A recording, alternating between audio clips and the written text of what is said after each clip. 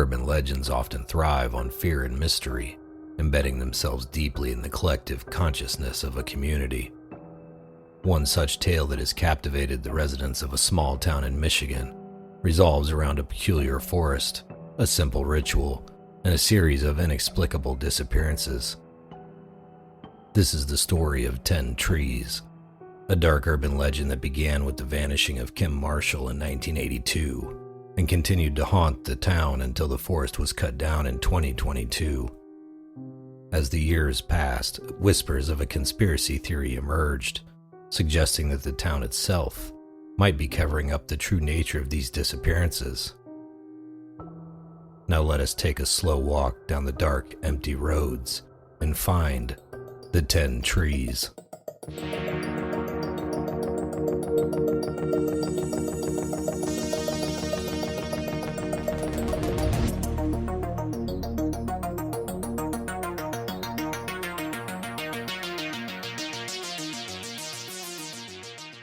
Kim Marshall was a bright-spirited teenager known for her adventurous nature. In the fall of 1982, she decided to explore the forest located just on the outskirts of town. The forest, dense and old, had long been a place of local lore and eerie whispers, but nothing concrete had ever emerged from the shadows until Kim's disappearance. According to friends who were with her that day, Kim had heard about a strange ritual from her grandmother, an old wives' tale that promised to show the future. The ritual was simple. Walk 10 trees into the forest, close your eyes, and spin around 10 times. Kim, ever the thrill seeker, decided to try it. Her friends watched as she counted the trees, closed her eyes, and spun around. On the 10th turn, Kim disappeared from the forest. Her friends, initially thinking it was a prank, called out for her, searched the immediate area, and finally ran back to town to get help. Despite an extensive search involving the police and community volunteers, no trace of Kim was ever found. The only witness accounts came from those friends who swore they saw her vanish right before their eyes. Around the same time as Kim's disappearance, another mysterious event took place that has since been overshadowed by the legend of 10 trees. An escaped mental patient from a nearby institution was last seen fleeing into the same forest.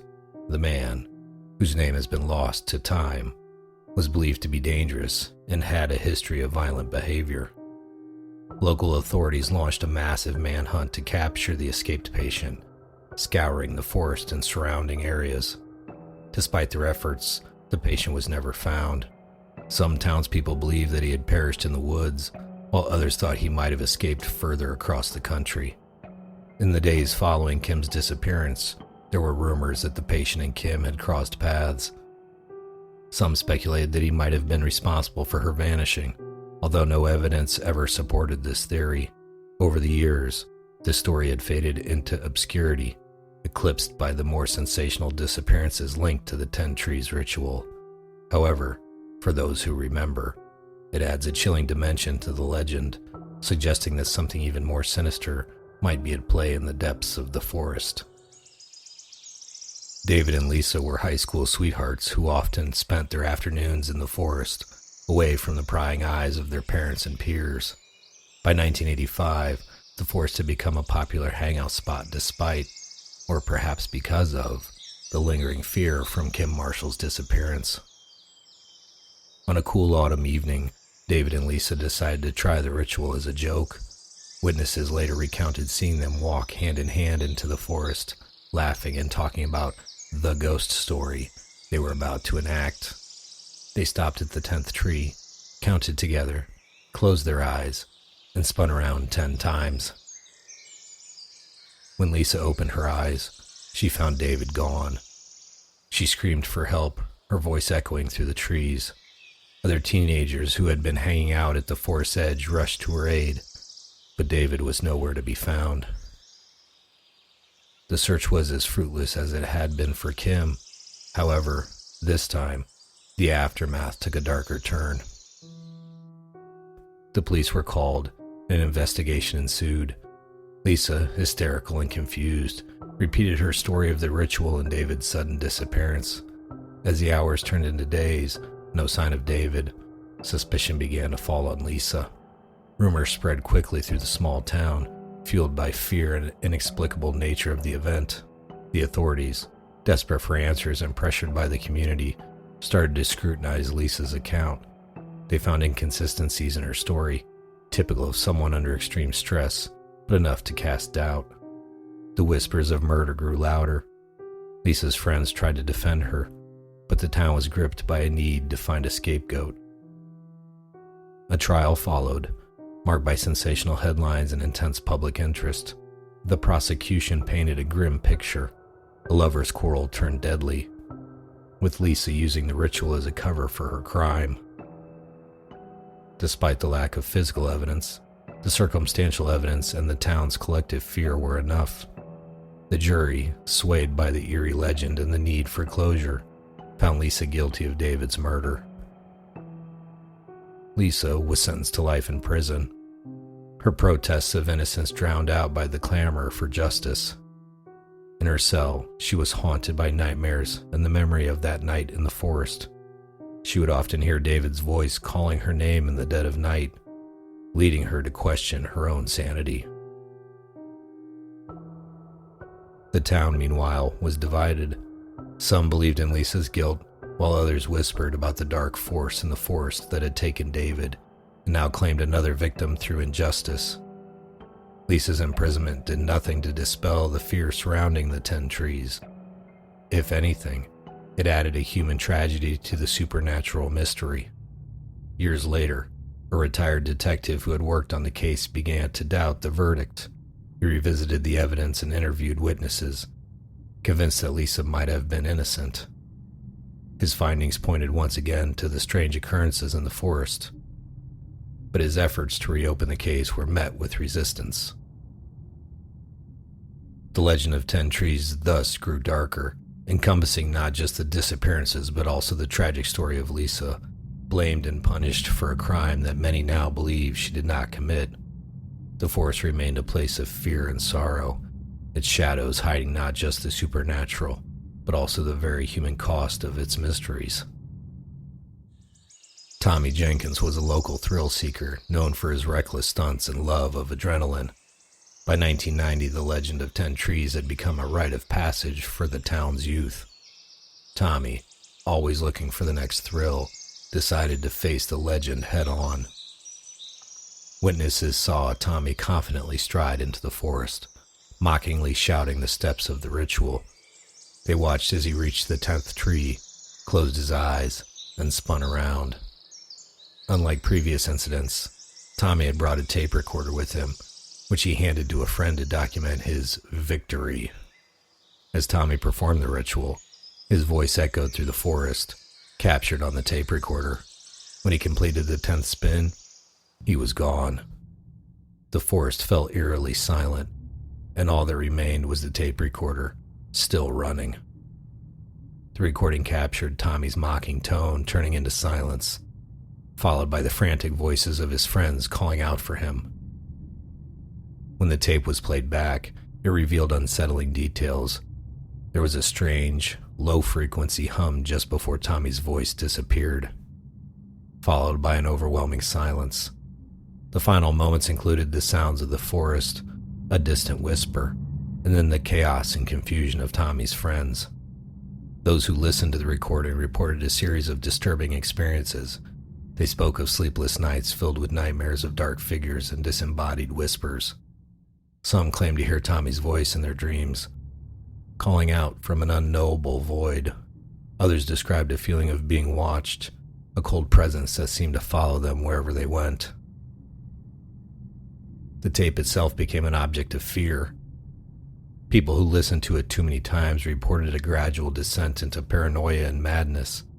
One of Tommy's friends, who had kept the tape recorder, was found wandering the town, muttering incoherently about shadows and trees that moved. He was eventually committed to a mental institution, his mind shattered by what he had heard. The recording was analyzed by experts and paranormal enthusiasts alike, but no rational explanation could be found for the phenomena it captured. The tape seemed to carry a curse, an echo of the dark force that had taken Tommy. It became a forbidden object, hidden away to prevent further harm. Tommy's disappearance, coupled with the sinister effects of the recording, solidified the legend's grip on the town. The story of his vanishing and the cursed tape spread, adding another layer of fear to the already haunted forest. The legend of 10 Trees was no longer just about disappearances. It was about a dark force that reached out from the depths of the forest to claim those who dared tempt fate. In 1995, Rebecca was a college student home for the summer. The forest, now notorious, was a place she had visited often in her childhood. Despite her parents' warnings and the town's dark history, Rebecca felt a strong connection to the woods. She decided to face the legend out of curiosity rather than bravado. She told her friends about her plan, and they reluctantly agreed to accompany her. They followed her into the forest, watching nervously as she counted the trees, closed her eyes, and spun around. Rebecca's friends later recounted the silence that followed her disappearance. They described a sudden oppressive stillness that fell over the forest as if the woods themselves had swallowed her. Another exhaustive search ensued, but Rebecca was never found. Rebecca's disappearance hit the community hard. She had been a beloved figure, known for her kindness and academic achievements. Her family's grief was palpable, and the town held candlelight vigils hoping for her to return. Stories emerged of Rebecca appearing in dreams, guiding the dreamer through the forest, but always disappearing before reaching the 10th tree. By the year 2000, the legend of 10 Trees had become deeply entrenched in the town's folklore. Michael Anderson, a skeptic and amateur paranormal investigator, moved to the town specifically to debunk the legend. He believed there was a logical explanation for the disappearances and set out to prove it. Michael invited his business partner, Paul Cooper, to join him on this investigation. Armed with nothing but Paul's low-quality phone, they ventured into the forest. Paul, however, was less enthusiastic. It was known among their acquaintances that Paul and Michael had a strained relationship. They resented Michael for stealing from their business, and their partnership was on the verge of collapse. Witnesses saw the two men enter the forest on a crisp autumn morning. As Michael reached the 10th tree, he explained the steps of the ritual with scientific detachment. Paul, reluctantly filming with his shaky phone, muttered about the futility of the exercise. Despite his reservations, Paul captured Michael's every move on the grainy video. When Michael closed his eyes and began to spin around, Paul stood by, holding the phone and barely keeping it steady. The video captured Michael's mocking narration of the ritual and his confident strides. But when Michael completed the 10th spin, he was gone. The phone's video showed an empty space where Michael had stood just moments before, the leaves rustling eerily in the sudden silence. Paul's panic calls for Michael echoed through the trees, drawing the attention of nearby hikers who rushed to the scene. They found Paul alone, his face pale and eyes wide with terror. The police were called, and an investigation ensued. Given the animosity between Paul and Michael, Paul was immediately treated as a suspect. He was detained and questioned extensively. The police combed through the forest, but found no trace of Michael. The only evidence was the shaky, low-resolution phone video, which showed nothing beyond Michael's sudden disappearance. The town was split in its opinions. Many believed that Paul, driven by anger and resentment, had orchestrated Michael's disappearance. Stories surfaced about their contentious business relationship and how Paul had been vocal about Michael's dishonesty. Despite these suspicions, there was no physical evidence to link Paul to any foul play. The trial that followed was highly publicized. The prosecution painted Paul as a man pushed to his limits by Michael's betrayal, suggesting he'd used the cover of the ritual to dispose of his partner. Paul's defense maintained his innocence, arguing that the disappearance was just another unexplained event tied to the cursed forest. Witnesses testified about the contentious relationship between the two men. Former employees and friends recounted instances of heated arguments and threats. The shaky phone video was played repeatedly in court, but it provided no clear answers, only adding to the eerie mystery. Paul was ultimately acquitted due to insufficient evidence, yet the trial left a stain on his reputation. He continued to live in the town, but the whispers and suspicious glances never ceased. Many in the community believed he had gotten away with murder, while others thought he was another victim of the 10 Trees curse. Michael's disappearance, coupled with the dramatic trial, only deepened the mystery of the forest. The failure to find any rational explanation for what had happened to Michael strengthened the legend's grip on the town. The once skeptical investigator became another name in the growing list of those lost to the forest, a cautionary tale about the dangers of seeking answers to questions best left unanswered. Sarah Lawson was a local historian fascinated by the town's legends. She had written extensively about the forest and the 10 Trees ritual, offering theories that ranged from portals to another dimension to ancient curses. In 2010, she decided to conduct her own experiment to gather first-hand data. Sarah's disappearance was witnessed by a small group of townspeople, including her own family. Determined to document every detail, Sarah set up multiple cameras and sensors around the ritual site. She conducted the ritual with meticulous precision, narrating each step for her recording devices. When Sarah vanished on her 10th turn, the equipment captured unusual electromagnetic disturbances and thermal fluctuations. Despite the advanced technology, the data provided no answers. Sarah's disappearance was the most documented yet, but it offered no more clues than the previous incidents. The immediate aftermath of Sarah's disappearance sparked a massive police investigation and search effort. The local police, aware of the legend but determined to find a rational explanation, mobilized search parties that included officers, volunteers, and even the state troopers. The forest was scoured for days, with search dogs, helicopters, and ground teams meticulously covering every inch of the area. The police interviewed witnesses, hoping to find inconsistencies or clues that might explain what had happened. Sarah's family and friends were questioned repeatedly, their accounts scrutinized for any hint of foul play. The footage from the cameras was analyzed frame by frame by experts, both local and from outside the town, but the only evidence was the strange disturbances that seemed to coincide with her disappearance. As the days turned into weeks, the search parties began to dwindle. Volunteers who ventured into the forest often returned with eerie stories of disorientation, strange sounds, and an overwhelming sense of being watched. Some searchers claimed to see fleeting shadows among the trees or hear faint whispers that seemed to come from nowhere. Despite the exhaustive efforts, no trace of Sarah was ever found. The police were left with a cold case that defied all logical explanation. The town, already steeped in the fear and mystery of the 10 Trees legend, was plunged into deeper anxiety. The failure to find Sarah added a new layer of dread, reinforcing the belief that the forest held a dark and evil power. Sarah's notes and recordings became invaluable to those studying the legend. Her meticulous documentation of the ritual steps and the anomalies recorded provided a wealth of data, though none of it led to her return. Her disappearance was a blow to the academic community and her family, who continued her work in hopes of finding her. Jenna Parker was a journalist for a national magazine, drawn to the town by the enduring mystery of the 10 Trees.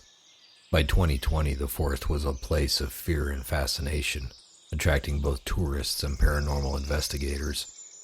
Jenna aimed to write a definitive piece on the legend, bringing closure to the story. Jenna organized a public event, inviting townspeople and media to witness her attempt at the ritual. The gathering was the largest yet, with live streaming equipment set up to broadcast the event. Jenna's confident demeanor masked a deep-seated fear as she approached the 10th tree. Witnesses, both in person and online, saw Jenna spin around 10 times and then vanish without a trace.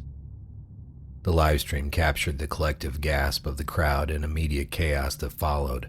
Jenna's disappearance, seen by thousands, reignited interest in the legend and added a new layer of terror. Jenna's disappearance was a media sensation, sparking debates on national television and a flurry of social media theories. The footage went viral, with people around the world dissecting every frame in search of clues. Her family, devastated, received messages of support from strangers, but no solace. The event turned the forest into a macabre tourist attraction, drawing even more attention to the cursed site. Days later, using iPhone tracking, authorities discovered Jenna's phone in an abandoned diner 4 cities away. The phone's time display would change 1 minute ahead, and then skip back to the exact time Jenna had made her 10th and final turn. The discovery deepened the mystery, as it suggested that Jenna, or someone who knew what had happened to her, had traveled a significant distance after her disappearance. The phone offered no clues, only adding to the speculation and fear surrounding the case. Amidst the fear and speculation, a darker narrative began to take shape. Some residents started to believe that the town's authorities were actively covering up the true nature of the disappearances. Whispers of a conspiracy suggested the town council, local police, and even some influential families were involved in a secret pact to keep the forest's dark secrets hidden. Old records hinted at similar disappearances dating back to the early 1900s, long before the urban legend took hold. These historical cases were eerily similar, but had been quietly swept under the rug, their details obscured or lost in conveniently timed accidents and natural causes. Local conspiracy theorists pointed to the inconsistencies in the official reports, missing evidence, and the sudden, unexplained deaths of those who probed too deeply into the legend. They claimed that the forest held something valuable or dangerous, perhaps an ancient artifact or a portal to another dimension that certain powerful individuals wanted to control or protect at all costs. The theory gained traction when a former police officer, now retired, came forward with allegations of suppressed evidence and coerced silence. He recounted how pieces of evidence, including the audio from Tommy Jenkins's tape recorder and the data from Sarah Lawson's equipment, had been confiscated and never seen again. The town's attempt to cut down the forest in 2022 was seen by many as the final act of a desperate cover-up. Officially, it was to make way for development and to put an end to the dark chapter in the town's history. However, the conspiracy theorists argued that it was a calculated move to erase the physical evidence and any lingering supernatural connections. By mid-2022, the forest had become a place of morbid curiosity, overshadowed by the disappearances and the dark legend. The town decided to cut down the forest and develop the land, hoping to erase the eerie history and move forward. The decision was met with mixed emotions, as the forest held deep significance for many. Eventually, the land was sold off to an out-of-town developer who wanted to build an apartment complex. Construction began, and soon the forest was wiped clean from the earth where it once stood. However, the legend of 10 trees did not die with the forest. Residents of the new apartments reported strange occurrences, unexplained noises, sudden cold spots, and eerie feelings of being watched. Some even claimed to see figures at the site where the 10th tree once stood. Despite the town's efforts, the legend of 10 trees persisted. The new apartment complex quickly gained a reputation for being haunted. Among the most chilling reports were sightings of a ghostly figure on the 10th floor of the building. Multiple residents claimed to see a young girl, fitting the description of Kim Marshall, walking the halls late at night. She appeared disoriented and as if searching for something or someone she had lost. The sightings intensified around the anniversary of her disappearance, with some residents reporting faint whispers and the sound of footsteps when the hallway was empty. The legend of 10 trees, originating with Kim Marshall's disappearance in 1982, remains one of the town's most haunting tales. Despite the forest's removal, the mystery endures, reminding residents that some stories are not so easily buried. The disappearances of 7 individuals, witnessed by friends and documented by technology, have left an indelible mark on the community. The dark urban legend continues to be told, a cautionary tale about the unknown and the dangers of tempting fate. The apartments now standing where the forest once grew are a constant reminder that some mysteries are never truly solved, and some fears are never fully laid to rest.